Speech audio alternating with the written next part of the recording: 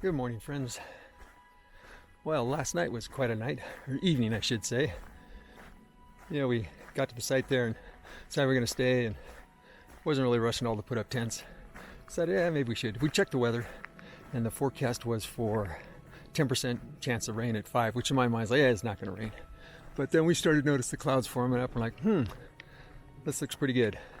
Then at 5 o'clock, that forecast changed to, 80% chance of rain, except it had already started to sprinkle. Fortunately, we just gotten our tents up. And then Mother Nature unleashed her fury. We got rain, lightning, thunder, hail. She came down pretty hard for about 2 hours. Hour of it hard, and a half hour on each side, a good rain. And you looked at the forecast, it kept updating, and it started saying, okay, 100% chance of rain, heavy, you're going to get 1/4 of an inch. Oh, then, no, heavy rain, and you're going to get 3/10 of an inch. And not that much in terms of volume of rain, but it was a little bit furious, except not a lot of wind, which I'm really glad to say, because the combination of all of it would have made it miserable. As it was mostly just falling down hard, except for the lightning.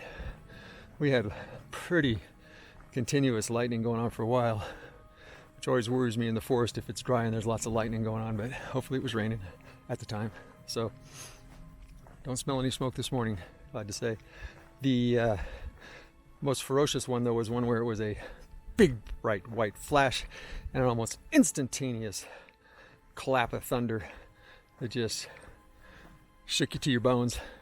I figured it was definitely a fraction of a second between the flash and the crash. So that was a little unnerving, and quite a bit of unnerving things this trip. Anyway, that's the weather report from last night that I know has no bearing on what you're doing other than to say, it can be a little frightening when you're way out in your little tent and it's raining. Actually, it rained enough my tent leaked, and my tent's a pretty good tent, but it leaked at a bowl in the top where the seam that should be a nice sharp edge going across the top is kind of, the fabric on each side sort of stretched out, so it makes a little bubble, little bowl. Water would get in there, and so I had to keep pushing that up so it wouldn't pool the water, because anytime it pooled, it leaked. It also leaks at the two ends where there's a string you pull up to keep the screen in the right spot so water won't come in. So didn't link through the screens, but it was definitely, I had a little towel at each end collecting the drips, and in the middle I used my hands and my feet to keep emptying out the bowl of water on the top so it didn't leak into the tent. It gets pretty tiring after 2 hours, because with as much as it was coming down, you really couldn't sit back and wait for 10 minutes and then empty it. It's like, no, every 15 seconds to 30 seconds you're reaching up and clearing the water out. Oregon really is beautiful, but I'll talk about this later, about why I think people try to set personal records in Oregon. That'll be a conversation for later today, or maybe tomorrow. Until then, see you up trail.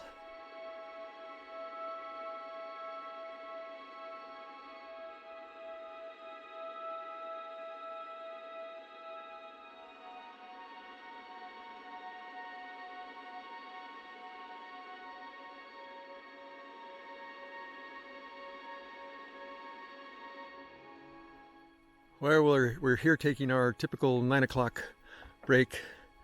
We've done 7.1 miles, and it's been a pleasure, right, Ken? No. Wasn't a lot of fun? No. But you've been running at an amazing pace. Apparently. He's doing well over 3 miles an hour. But there's a reason. Fully protected, but still getting bites. He said it was really sad because we had a great afternoon yesterday. Yeah. Good time. It was a good day at Dumbbell, and there's lots of, even many hours where we just enjoyed it, and it was wonderful. But by the time, the night comes and the mosquitoes come, and by the time you pack up and the mosquitoes come and you walk away and you go, it wasn't worth it. Yep. Sad but true, guys. We are not enjoying Oregon that much. It has been mostly a race against mosquitoes and anxiety. And, you think, get over it. Come on, they're just some mosquitoes. But it's nonstop, day after day after day. And Earlier today, I thought I was really getting attacked because I was feeling lots of pops on my legs, lots of pops on my legs, lots of pops on my legs. And then I realized after like 30 minutes, it was the dirt from the trail I was picking up on my shoe, throwing on my leg. So I'm in this constant getting attacked mental state, and it's just dirt.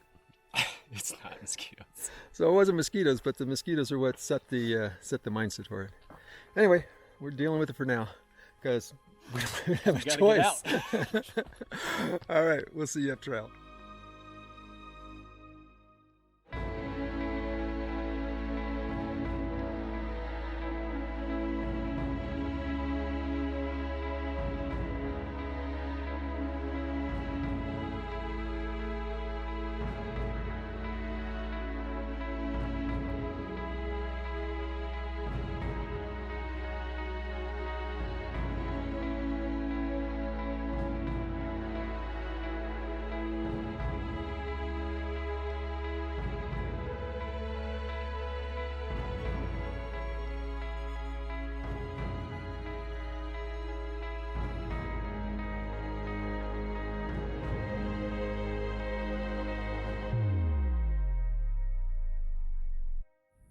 This is another situation like we saw down in the Sierras where they had the big earth moving equipment out.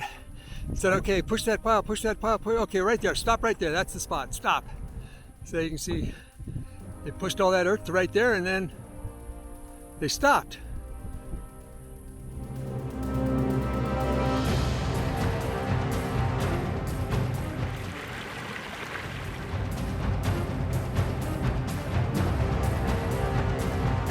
Folks, we've gone beyond what we planned to stop at when we saw how fragile that environment was. Found a good spot up here. Got our tents all set up. Feeling pretty comfortable, kicking back, having some snacks before things go on. And then we noticed this tree right here. Or lack of tree.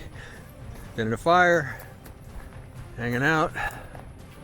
And it's leaning right into our tents. And there is nothing in the ground. Just a couple of limbs up at the top there holding it. So we're gonna move our tents. Then we'll see maybe if we can knock it over and put our tents back. Find out. We really suspect this tree is pretty solidly in place, but we're gonna give it a shake just to find out.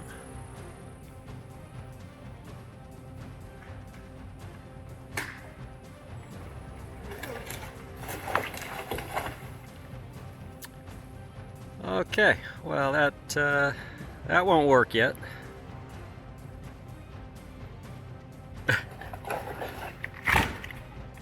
That'll work. Yep. Been a dead people. You know, normally I do not approve of modifying the natural environment at all, but that had killed us. And I could have seen some other campers doing the same thing we did. It did not take much to do it, and with the gusts of wind we're expecting tonight, pretty sure that'd come down. Anyway, we'll I'm glad we did it, even though it wasn't, 100% supporting my leave no trace and be all natural. As you can see, not that big a tree, even though it's 30 feet long, at least. Oh, at least. At least. Anyway, there's your excitement for this evening, folks. And I